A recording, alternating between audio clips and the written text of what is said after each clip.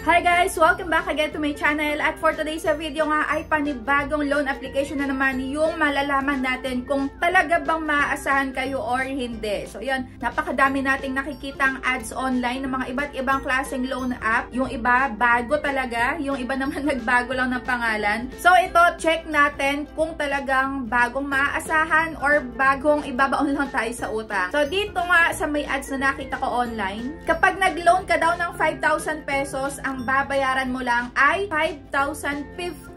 So, lumalabas na 50 pesos lang yung pinakatubo nila. At kung 8,000 pesos naman ang uutangin mo, ang pinakababayaran mo lang is 8,100 pesos. 100 pesos lang yung tubo. At kung 9,000 naman, ang babayaran mo lang is 9,112.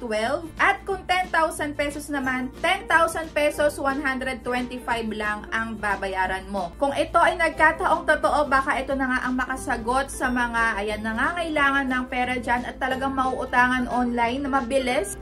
Kasi nakalagay dito sa kanila ay fast approval din. Baka the same day ay makukuha din natin agad. Kaya panoorin nyo muna yung video na to at i-review natin ito para hindi na din masayang yung oras nyo sa may pag-a-apply sa kanilang loan application. Kung legit ba to, then go. Pero kung hindi naman, at least nalaman nyo kung ano nga ba yung loan details nung application na to. Kaya ayan, simulan na natin. At meron pa nga pala akong isang nakitang ads na to. O, diba? Pangalawang ads na nakikita ko to. Kaya talagang dapat ma-review ko na to dahil twice ko na to nakikita. So ito, iba naman ngayon yung ads na ipinakita nila. Ayan, nakalagay dito, binabati kita sa iyong matagumpay na pag-utang. 30,000 pesos agad at pwede mo daw itong bayaran ng hanggang 5 buwan. So hindi na nga natin ito patatagalin. Itong app na to ay ang Libre Peso. Kaso nga lang nakakatakot kapag meron tayong nakitang word na peso doon sa kanilang pangalan kasi parang halos lahat ng may peso is ayan, may harassment. Hindi legit. Pero sige, wag muna tayo mag-conclude. Malay natin, di ba? Kung legit naman talaga to. Sige. So, ayun. Wag muna kayong mag-i-install. Wag muna kayong magda-download. Ako na muna ang mag-a-apply para sa inyo. At una ko na nga chinek kung ito nga ba ay SEC-registered. So, chinek ko, yes, naka-register naman to. Pero, hindi ibig sabihin nun, wala na kayong matatanggap dito na harassments. Hindi ibig sabihin nun tama yung penalty or yung interest rate na ipinapatong nila sa mga borrowers. So, ayun. Check pa din natin yung loan details. Ito na nga yung pinaka-homepage niya. Maximum loan amount daw is 30,000 pesos. At ang loan term is 121 days. Interest rate ay 0.05% per day to. At, ayun, sige. Take it now na natin agad. So, ayun. Bibilisan ko na lang din. Ito yung mga sinagutan ko na. Ayan, pa-flash ko na agad sa inyo. So, ayan, pati yung ID. Kaso lang dyan, sa may work information, kung ikaw ay student, ayan, unemployed, kailangan mo pa rin sagutan itong mga nasa may work information kagaya ng work experience, monthly salary, address details, at payday. So, ayun, sasagutan mo pa din yun. Yung iba kasi, hindi na nila pinasasagutan pag ang inilagay is student or unemployed. At nakakaloka, emergency contacts dito ay 3 lang. Ayan, hindi siya 5. So, kayo, kung bago pa lang kayo na nangungutang online, ay make sure nyo lang na 3 o 5 lang ang nakasave sa inyong phone number. Ayan, at more on kapamilya nyo lang or best friend, kaibigan. Para if ever man nga na hindi legit itong mauutangan nyo online, ay wala nang ibang mahaharas kundi yung inilagay nyo lang doon sa may contact references. So, dito nga pagkayari nga sa may personal information, work information, ayan, emergency contacts, bank card information na agad, at ayun, pwede nga dito ang GCash at itong lahat na to. At ito na nga tayo sa may pinaka-exciting part, ang loan details. So, dito na natin malalaman kung ito ba ay legit or hindi. So, dito is naaprubahan nga ako. Yes, naaprubahan ako dito ng 2,000 pesos at ang loan term is 121 days. Kaso nga lang, ayan, tama na naman ang hinala ko. Dito ay ang laki ng makakaltas dahil sa 2,000 pesos, ang marireceive na lang natin is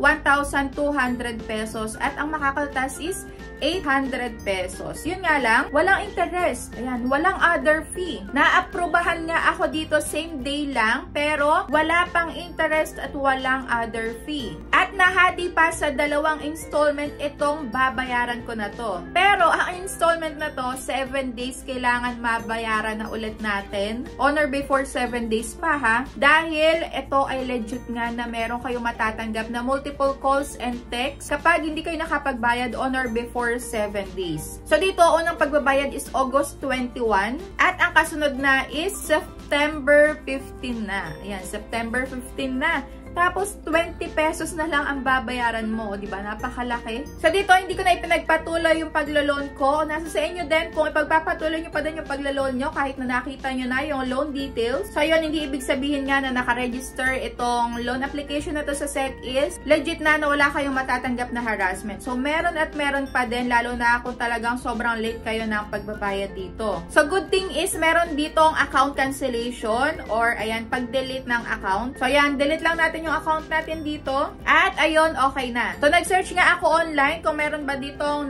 ayan na, i-post online, kung meron ditong pinenda ng email kasama yung picture nila. At ayun na nga lang, nakakalungkot dahil wala pa akong nakikita dito na naipopost. So, yun nga lang, wala ako ditong nakita na kahit na anong complaints nga online. Kasi nga siguro dahil bago pa lang to. Pero, i-check natin itong rating sa kanila. Dahil kadalasan talagang dito natin din nakikita kung ano nga ba itong standing na tong loan app na to. At ito nga ang nakalagay, scam auto reject. So yun lang, 4 lang pala yung ratings dito. Ayan, reject talaga siya.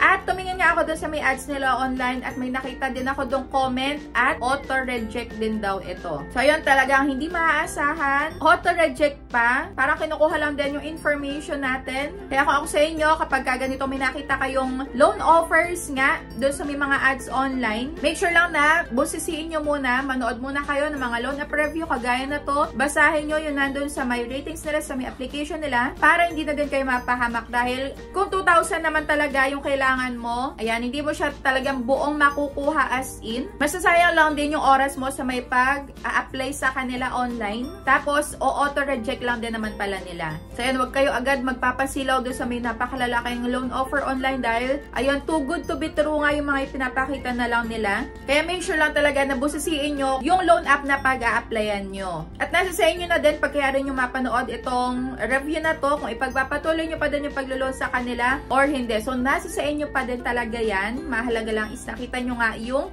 pinaka-loan details, yung mga dapat nyo makita. Kung naka-register ba ito sa SEC. So, ayun, hindi naman lahat nung naka-register sa SEC nga is legit na wala kang matatanggap nga na harassment. Meron at meron pa din talaga. Lalo na kung ganito naman yung standing nga ng loan app kasi pinagpatuloy mo, hindi ka nakapagbayad, ay talagang 100% mahaharas ka. So, that's it for today's video. Kung meron pa kayong loan app na gustong ipa-review online, ayan, para hindi na kayo mag-install at mag-apply, comment nyo na dyan sa may comment section at i-review ko yan para sa inyo. So, that's it for today's video. Thank you for watching.